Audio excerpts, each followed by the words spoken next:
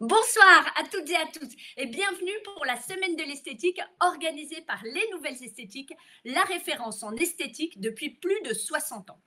Aujourd'hui, quel que soit votre business, un musée, un cinéma, une compagnie aérienne, un magasin de vêtements, la problématique est comment faire revenir les clients. Parce que le coronavirus empêche beaucoup de choses, mais pas la créativité, aux Nouvelles Esthétiques, nous avons décidé de vous proposer tous les soirs de cette semaine une intervention faite par un ou plusieurs experts autour de cette problématique du moment, comment faire revenir les clients.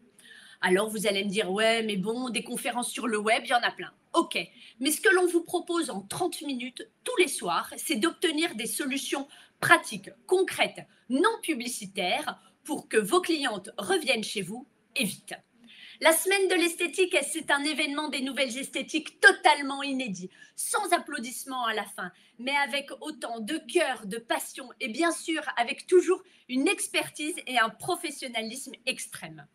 C'est parti pour la première soirée de la semaine de l'esthétique avec Arnaud Valton, l'un de nos meilleurs auteurs dans les nouvelles esthétiques et conférencier lors du congrès. C'est l'un des plus grands consultants en stratégie de développement commercial pour les instituts de beauté. Ce qui le motive, c'est réconcilier les esthéticiennes avec le marketing et leur montrer que ce n'est pas seulement user et abuser de promotion et de techniques persuasives. Il est possible de vendre autrement et de proposer un marketing généreux qui s'appuie sur l'expertise métier, des valeurs, l'expérience client et les relations durables. Et c'est cette approche-là qu'il porte en lui depuis près de 25 ans. Son leitmotiv, vendre autrement. Le sujet qu'il vous propose d'aborder ce soir, c'est à la recherche du client perdu. Car oui, c'est bien à vous de rechercher votre client. Car c'est bien simple, si vous ne faites rien, il ne se passera rien, votre client ne reviendra pas, ou peut-être un jour, mais vous, est-ce que vous serez toujours là? Alors oui, oui, c'est difficile à entendre et c'est pas juste. Au regard de toute la passion, de toute l'énergie que vous avez mise pour monter et faire vivre votre business. Et en plus, il y a tellement de clientes qui vous aiment. Mais voilà, ça ne suffira pas. Alors, il faut se réinventer. Encore. Et oui, c'est possible. Parce que oui, il y a des instituts pour qui ça fonctionne en ce moment. Et même des instituts pour qui ça fonctionne très bien. Et c'est dans les périodes de crise, au pied du mur, qu'apparaissent des concepts inattendus, de nouveaux possibles. Et nous, les nouvelles esthétiques, nous sommes là pour vous soutenir, pour vous accompagner. Et ça commence tout de suite avec l'un des meilleurs dans son domaine, Arnaud Valton. Alors, pourquoi cette thématique autour de la reconquête client? Tout simplement parce que c'est la question que tout le monde se pose. Depuis le début de la crise sanitaire, la fréquentation en institut n'arrête pas de faire le yo-yo. Plus rien, puis le rush, puis une période de calme, puis le retour des clients, puis le calme qui s'installe à nouveau et qui dure. Et puis, il y a aussi tous ces anciens visages qu'on ne voit plus, tous ces nouveaux visages qu'on ne voit pas. Alors, ces changements permanents, oui, c'est perturbant pour tout le monde. D'autre part, l'actualité n'est pas des plus réjouissantes ces dernières semaines. Et l'automne qui arrive n'est pas non plus une des périodes les plus dynamiques pour les instituts. Pour toutes ces bonnes raisons, je me suis dit que ce thème de reconquête client était plus que jamais d'actualité. J'arrive néanmoins sur le sujet avec humilité. Nous vivons tous une période inédite, déstabilisante, difficile. Je ne viens pas avec une solution miraculeuse. En revanche, ça c'est certain, j'ai pour vous des principes fondamentaux qui, à coup sûr, vont vous permettre d'avancer du mieux possible et de faire revenir la clientèle dans votre institut. Pour partir à la reconquête du client perdu, je vous ai préparé une feuille de route en 6 étapes. Chacune peut contribuer à faire revenir le client chez vous. Je vous laisse imaginer si vous utilisez bien les 6. Non, trêve de plaisanterie. Allez, on se met en route et on commence par l'étape numéro 1.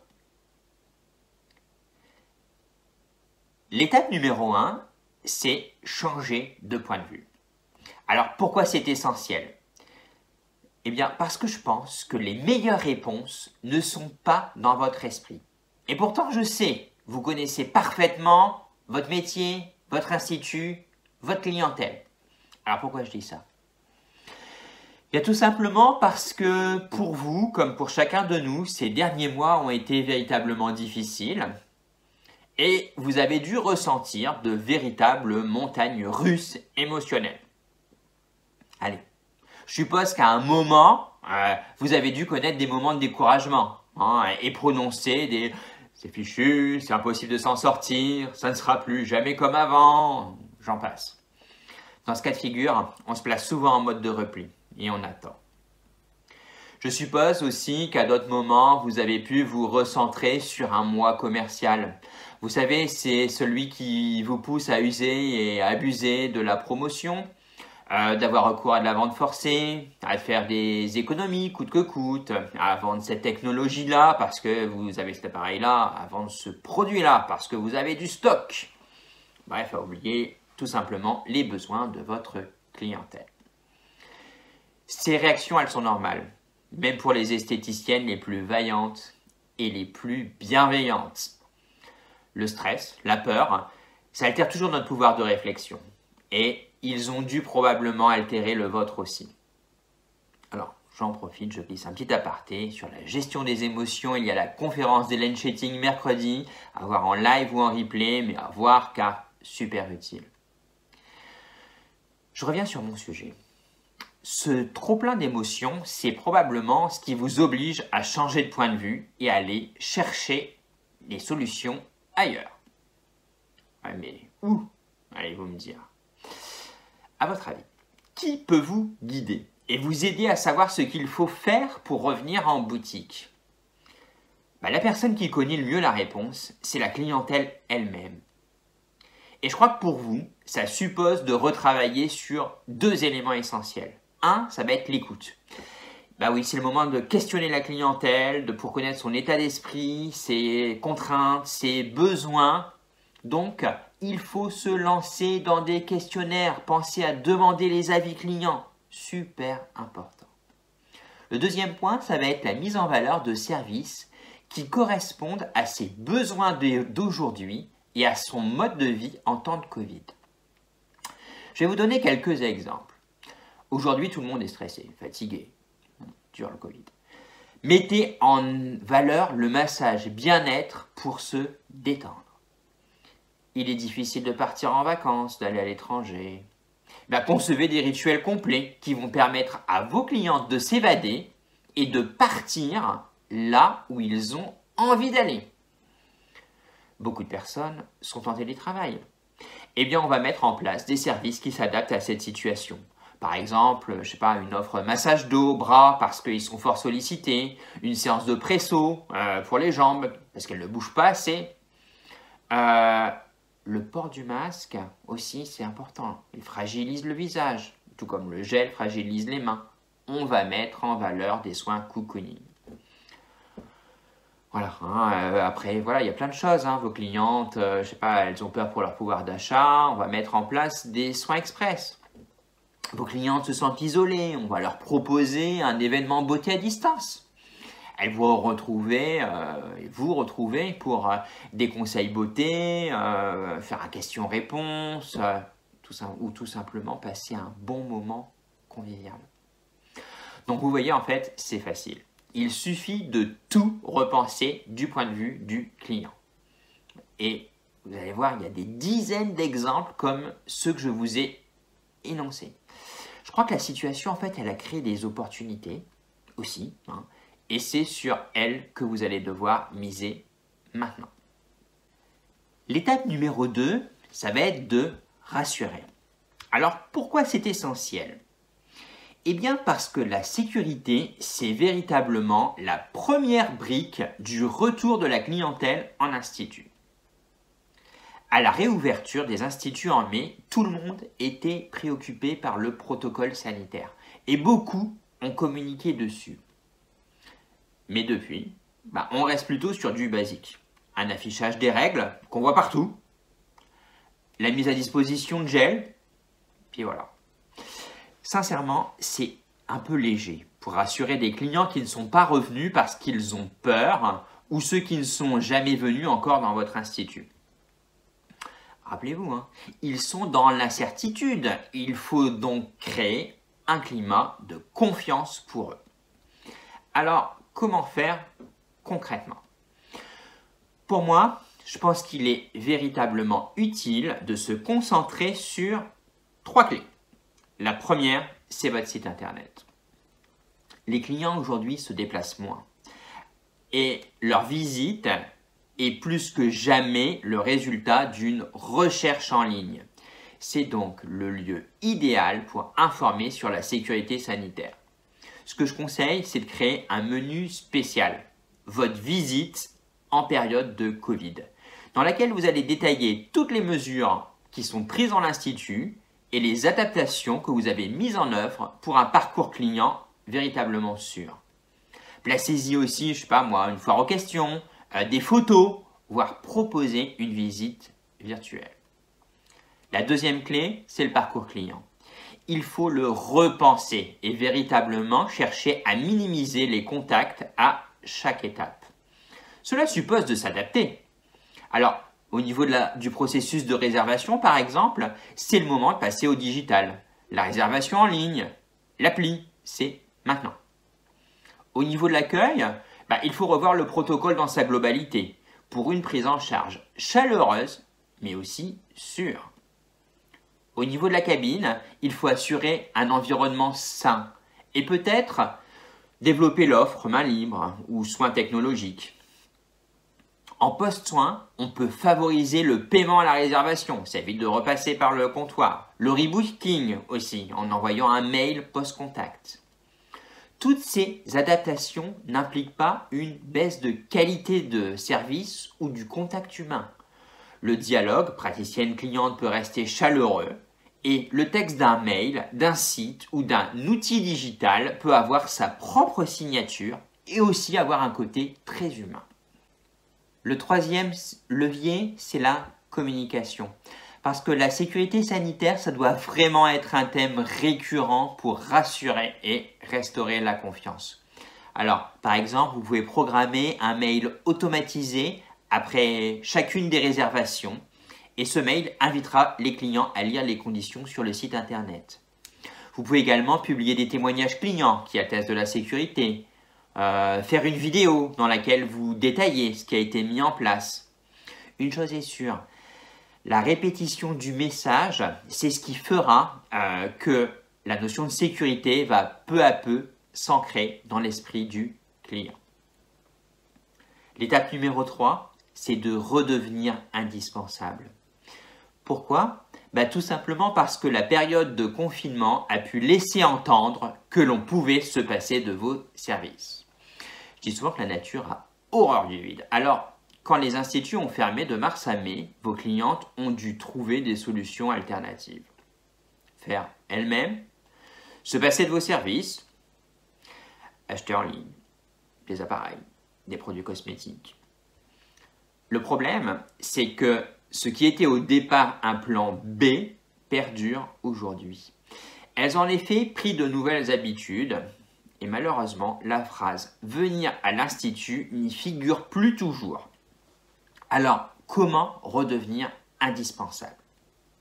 Rappelez-vous, vos clientes peuvent faire elles-mêmes, mais le résultat ne sera pas impeccable. Elles peuvent acheter en ligne et dépenser pour une solution inadaptée. Avec vous, ces mésaventures ne vont pas arriver car vous êtes des expertes. Votre plus-value, on la connaît. C'est votre expertise et votre capacité à trouver la bonne solution pour vos clientes. Sauf que si vos clientes l'ont oublié, elles vont continuer de vous délaisser. Alors on fait comment pour le leur rappeler? Pour moi, vous avez plusieurs atouts à jouer. Le premier, c'est la spécialisation. Je crois qu'il faut laisser le basique à ceux qui sont obligés de faire du basique parce qu'ils n'ont pas les compétences suffisantes. Pour vous, je dirais c'est une autre histoire. Il faut se recentrer sur les fondamentaux du métier en ayant l'approche la plus pointue possible. la connaissance de la peau, la technique professionnelle, un type de service, le conseil personnalisé. Voilà, ça je crois que c'est vraiment les points sur lesquels vous avez tout intérêt à vous spécialiser et à le faire savoir.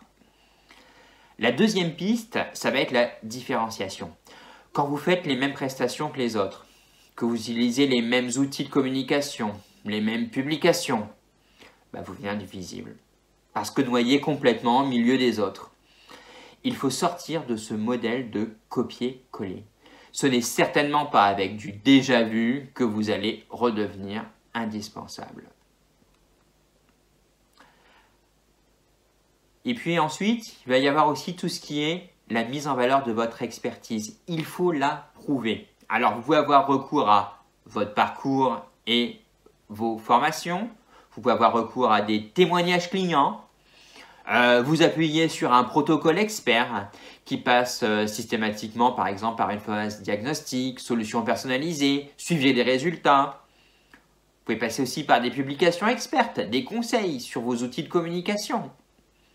Avec tous ces éléments-là, vous avez déjà de quoi reprendre la main et reprendre votre place, celle d'indispensable.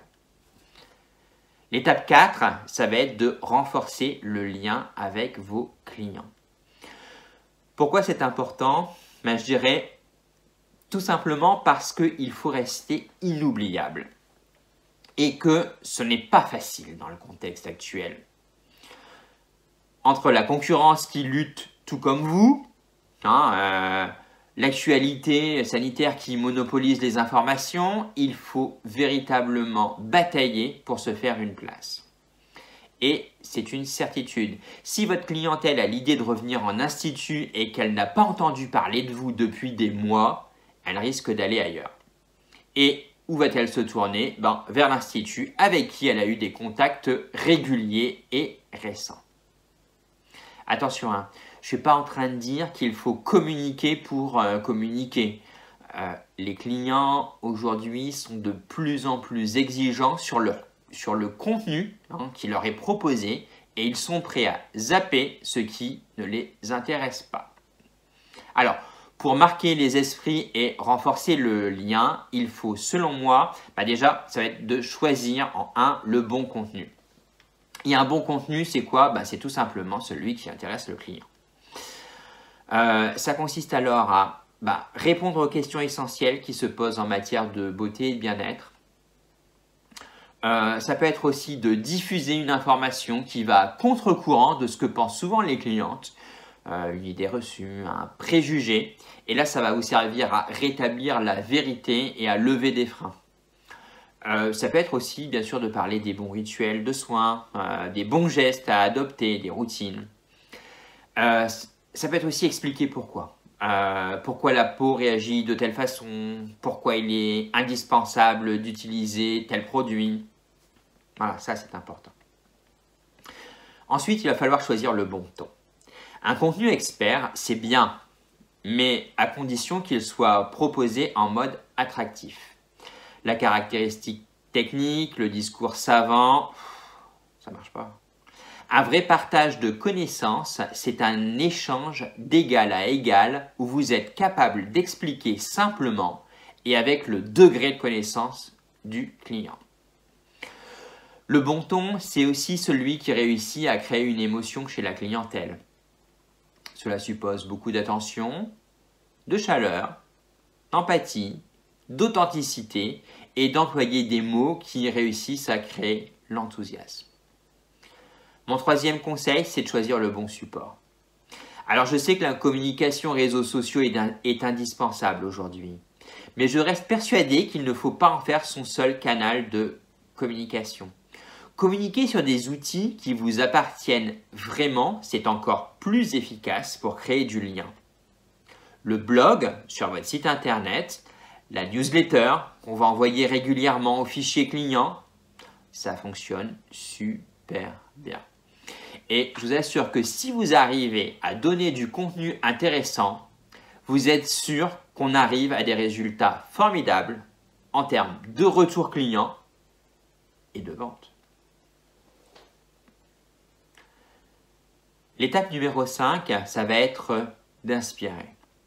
Et c'est important parce que le nouveau consommateur veut s'engager auprès des commerçants qui lui ressemblent. Vous allez me dire, hein, c'était déjà le cas avant la crise. Mais je crois qu'on est véritablement passé à la vitesse supérieure depuis. La clientèle, qu'est-ce qu'elle dit? Elle affirme qu'elle veut changer son mode de consommation. Qu'elle veut consommer moins mais mieux. Privilégier le local, le Made in France. Opter pour le durable. Choisir ses partenaires en fonction de leurs valeurs. Or, très peu d'instituts parlent d'eux sur Internet. Ils évoquent souvent leur localisation, leurs locaux, leurs prestations évidemment, leurs marques partenaires parfois, mais ils vont rarement au-delà. Alors pour partir à la reconquête de la clientèle, il va falloir changer les choses. Comment? D'abord en affichant véritablement votre identité. Vos clients doivent savoir qui vous êtes, votre histoire, vos visions, vos valeurs. Tout doit être visible sur votre site internet. Sachez d'ailleurs que quand elle figure sur un site internet, c'est une des pages qui sera la plus consultée. Ça montre bien que ça intéresse les gens. Ensuite, il faut faire ressortir vos spécificités. En quoi êtes-vous différent des autres? Qu'est-ce que vous proposez de plus? Enfin, je crois que vous pouvez développer des nouveaux projets qui sont porteurs de sens pour vous. Je sais pas, une exploitation plus verte et durable dans l'institut, un service client 5 étoiles, un recentrage sur des prestations et des marques qui vous ressemblent vraiment, des nouvelles technologies, à vous de voir sur ce qui vous parle le plus. Ce qui compte en revanche, c'est de rester authentique. Il n'est pas question de se faire passer pour ce que l'on n'est pas. L'histoire de toute façon, l'histoire de votre institut, les choix que vous avez faits en matière de soins, d'aménagement, de protocole d'accueil, tout ça, ça parle pour vous. L'étape numéro 6, ça va être de se réinventer. Pourquoi c'est essentiel? Parce que aujourd'hui, la relation client a déjà évolué. Et je crois que plus rien ne pourra arrêter cette transformation. La nouvelle normalité, elle s'inscrit dans la durée. Alors, nous n'avons pas d'autre choix que de nous adapter à la situation et à prendre un nouveau départ. Je crois qu'il y en a un sur lequel toutes les activités, et j'insiste, y compris les pros de la beauté et du bien-être, ne doivent pas prendre de retard, c'est le distanciel. Alors je sais, on adore tous le présentiel, les échanges en vrai, le face-à-face, sans distanciation sociale. Mais il faut avouer, sans le distanciel et le digital, on serait encore bien plus mal aujourd'hui. Grâce à lui, certains ont pu sauver les meubles. D'autres ont pu progresser de manière quasi insolente. Alors, je crois qu'il faut prendre le train en marche maintenant. Avec le digital, vous pouvez réinventer votre business. Voilà. Bon, votre institut si vous préférez. Mais en tout cas, vous pouvez faire du diagnostic beauté qui débouche sur du conseil personnalisé payant. Voilà, c'est une initiative. Vous pouvez faire du cours, je sais pas, automaquillage, automassage, je sais pas, il y a plein de choses à mettre en place.